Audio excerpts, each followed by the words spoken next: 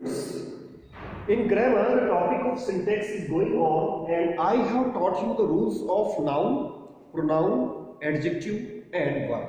Today is the turn of adverb. So students, इससे पहले कि आपको एडवर्ब पर आधारित रूल्स बताए जाए, let me tell you the meaning of adverb.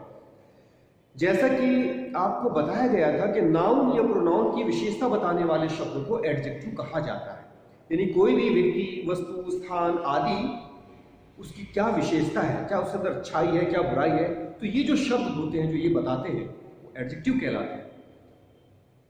In the same way जो शब्द वर्ब की विशेषता बताए वो एडवर्ब कहलाते हैं. अब वर्ब का क्या मतलब होता है? कार्य, एक्शन. हम कोई काम किस तरीके से कर रहे हैं, तो ये बताने वाले शब्दों को एडवर्ब कहा जाता है. फॉर एग्जाम्पल, जैसे आई एम स्पीकिंग, मैं बोल रहा हूं, तो मैं क्या काम कर रहा हूं? बोल रहा हूं. अगर मैं इस बोलने की विशेषता बता देता हूं कि आई एम स्पीकिंग लाउडली, मैं जोर से बोल रहा हूं, तो ये लाउडली जो शब्द है ये एडवर्ब है, क्योंकि ये काम की विशेषता बता रहा है. या आई एम स्पीकिंग स्लोली, मैं धीरे धीरे बोल रहा हूं, तो स्लोली जो शब्द है वो भी कार्य की विशेषता है. In the same way she सैंग, उसने गाया ए सॉन्ग ब्यूटिफुली. कैसे गाया? ब्यूटिफुली. तो ब्यूटिफुली जो शब्द है वो उसकी सिंगिंग करने की विशेषता है, ना कि सॉन्ग की. कैसा गाना गाया? ब्यूटीफुल सॉन्ग गाया. तो यहां ब्यूटीफुल जो शब्द है वो एडजेक्टिव है, परंतु उसने जो गाना गाया है वो ब्यूटीफुली गाया है, तो ब्यूटीफुली जो शब्द है वो एडवर्ब है. अक्सर क्या होता है कि हम एडजेक्टिव में एलवाई लगा देते हैं तो उससे एडवर्ब बन जाता है, परंतु हमेशा ऐसा नहीं होता है. एडवर्ब डिफरेंट तरीके से बनता है. तो आज हम एडवर्ब पर आधारित रूल्स सीखेंगे. किन रूल्स को फॉलो करके हम सेंटेंसेस में एरर्स फाइंड आउट करेंगे. तो चलते हैं. The rules of adverb. तो रूल नंबर 1 एडवर्ब के प्लेसमेंट से रिलेटेड है. ये मुख्य रूप से जो वर्ड्स दिए गए हैं, जैसे always, seldom, never, often, rarely, usually, generally, almost, already, just and quite, इनको नॉर्मली मेन वर्ब से पहले लिखा जाता है. और यदि सेंटेंस में हेल्पिंग वर्ब भी दी हुई है तो हेल्पिंग वर्ब के बाद और मेन वर्ब से पहले इनको लिखा जाता है. एग्जाम्पल देखिए, she always use to agree with me. तो यूज टू यहां पर वर्ब है तो उससे पहले ऑलवेज का यूज आपने किया है. इन द सेम वे जिसमें और वर्ड्स हैं, जैसे नेवर है, इसको भी मेन वर्ब से पहले लिखा जाएगा. आई नेवर सॉ हिम, मैंने इसको कभी नहीं देखा. He never came to me, वो मेरे पास कभी नहीं आया. ऑफन का प्रयोग भी इसी तरह से. और जितने भी ये वर्ड्स हैं इनको आप लर्न कर लीजिएगा.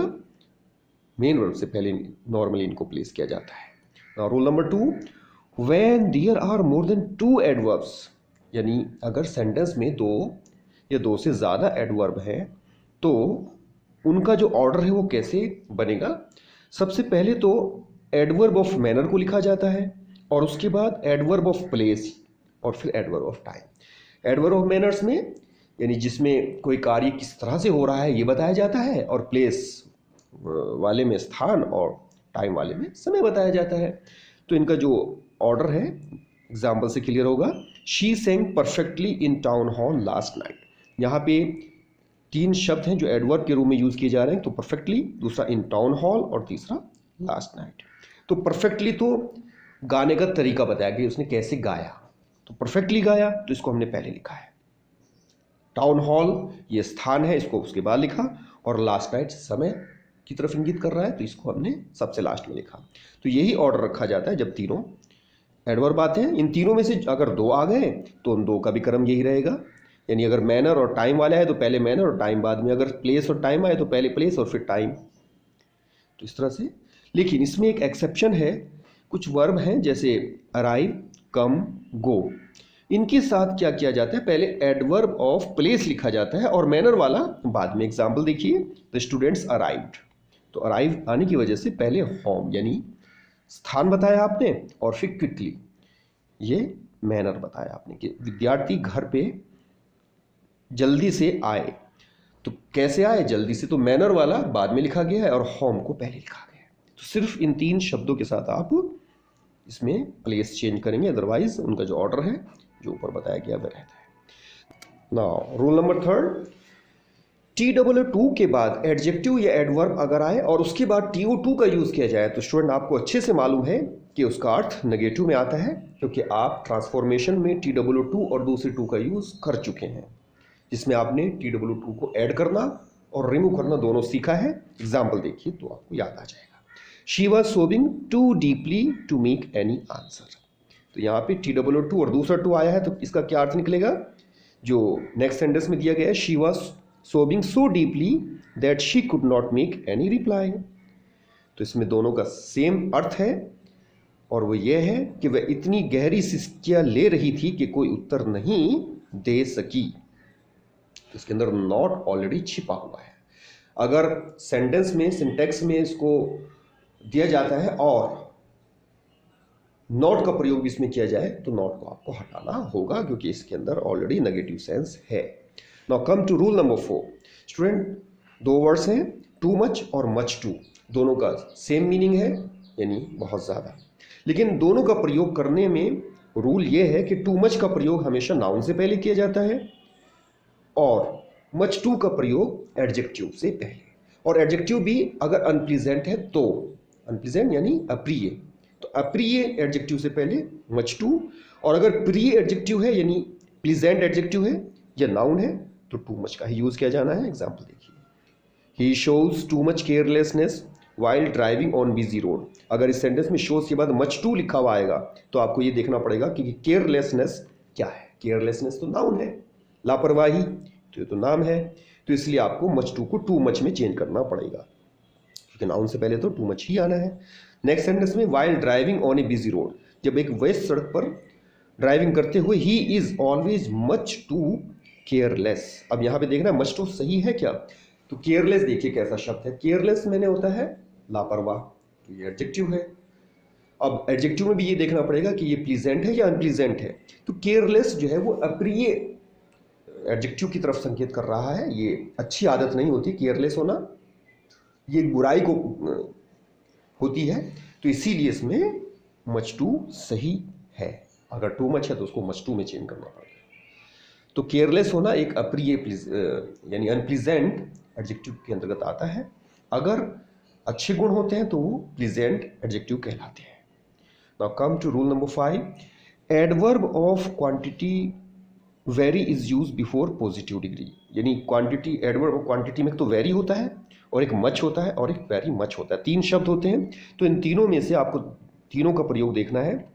वेरी का प्रयोग तो एडजेक्टिव की पॉजिटिव डिग्री से पहले किया जाता है और प्रेजेंट पार्टिसिपल से पहले किया जाता है, जबकि मच का प्रयोग एडजेक्टिव की कंपैरेटिव डिग्री से पहले और पास्ट पार्टिसिपल से पहले, जबकि वेरी मच का जो प्रयोग है वो कंपैरेटिव डिग्री, प्रेजेंट पार्टिसिपल और पास्ट पार्टिसिपल तीनों से पहले किया जा सकता है। एग्जाम्पल देखिए, the movie was very good. Good जो है वो पॉजिटिव डिग्री है, आपको पता है इसकी कंपैरेटिव बेटर और सुपरलेटिव बेस्ट होती है। तो पॉजिटिव डिग्री होने की वजह से यहाँ पे मच का प्रयोग नहीं किया जाएगा बल्कि वेरी का प्रयोग किया जाएगा। इसी तरह से प्रेजेंट पार्टिसिपल क्या होता है, आईएनजी लगा हुआ जो वर्ड होता है जिसमें आईएनजी लगी हुई होती है, तो उससे पहले भी वेरी का ही प्रयोग किया जाता है। दिस इज वेरी इंटरेस्टिंग, तो इंटरेस्टिंग जो है वो प्रेजेंट पार्टिसिपल है, इसलिए वेरी का प्रयोग किया गया है। तो दोनों कंडीशंस में यानी पॉजिटिव डिग्री में भी और प्रेजेंट पार्टिसिपल में वेरी का प्रयोग है। अब नेक्स्ट एग्जांपल देखिए, इसमें the movie was better. Better से पहले हमने मच लगाया है क्योंकि बेटर कंपैरेटिव डिग्री है। कंपैरेटिव डिग्री से पहले ध्यान रखना है वेरी नहीं बल्कि मच का प्रयोग करना है। पास्ट पार्टिसिपल से पहले भी मच का ही प्रयोग होगा, वेरी का नहीं।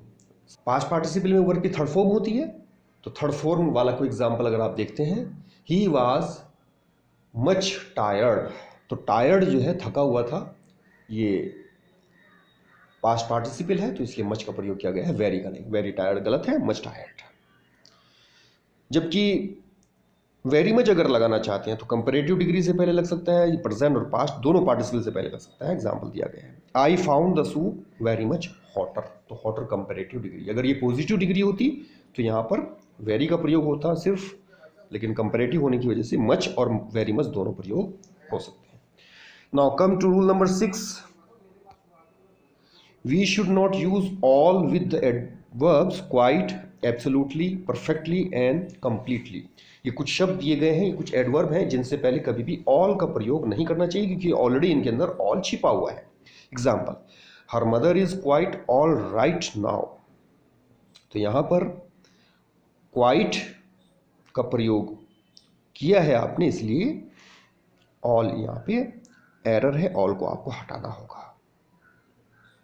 Now 7, we should use the positive degree of adjective before the adverb enough. एक एडवर्ब होता है इनफ, तो इनफ से पहले पॉजिटिव डिग्री ऑफ एडजेक्टिव का प्रयोग किया जाता है। For example, the child is tall enough to reach the window. तो टॉल पॉजिटिव डिग्री है, इसलिए इनफ से पहले यूज की गई है ये।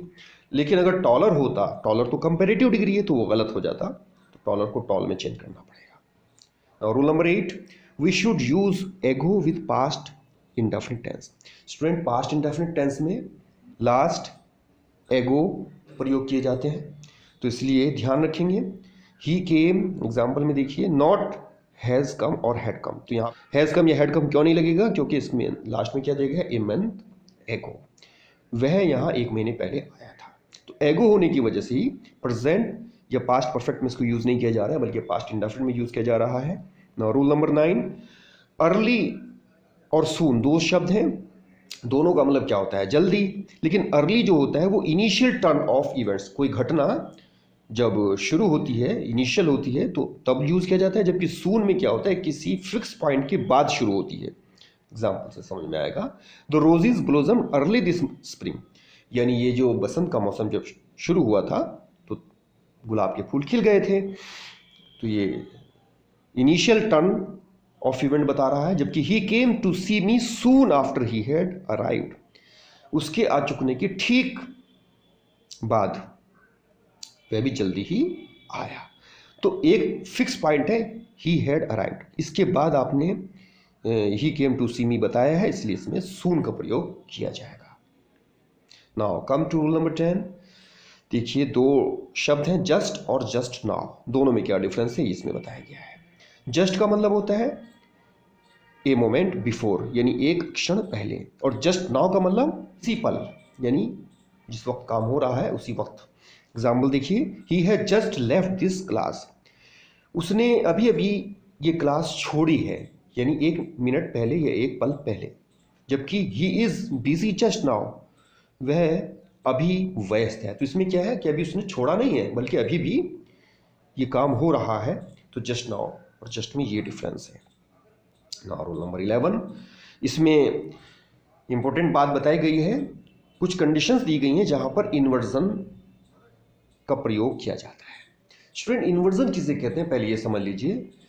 जब हम हेल्पिंग वर्ब को सब्जेक्ट से पहले प्रयोग करते हैं तो उसे इन्वर्जन कहा जाता है।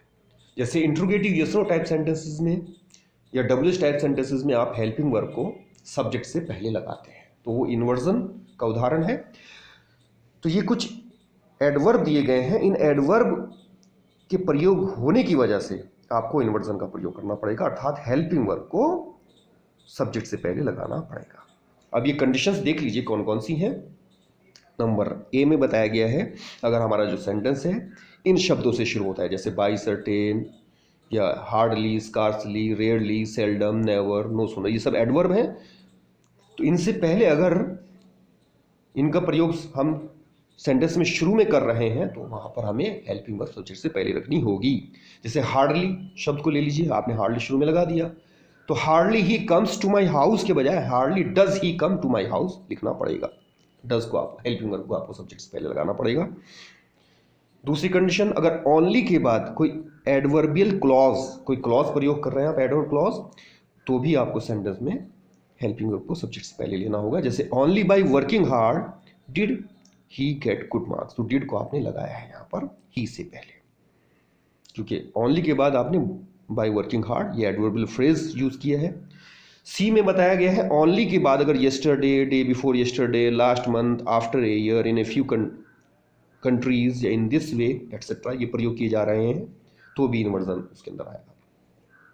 एग्जाम्पल देखिए, ओनली येस्टरडे, तो ओनली के बाद आपने यहाँ येस्टरडे या डे बिफोर येस्टरडे या लास्ट मंथ, अगर कोई भी आप इनमें से यूज करते हैं तो कुड को आई से पहले लगाया गया है। Could I complete my work, D में कुछ ऐसे एडवर्ब हैं, एडवर्ब ऑफ प्लेस हैं, जैसे here, there, near, away, out, outdoors, indoors, down etcetera. सब प्लेस यानी स्थान की तरफ संकेत करते हैं, तो इसीलिए इनको एडवर्ब ऑफ प्लेस कहा जाता है। तो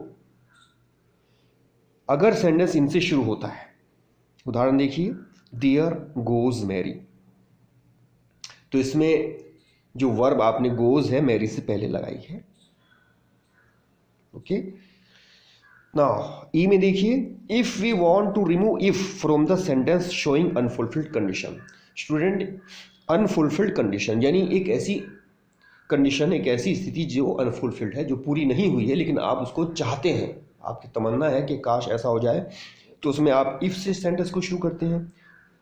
देखिए पहला example, if I were the prime minister I would finish the corruption.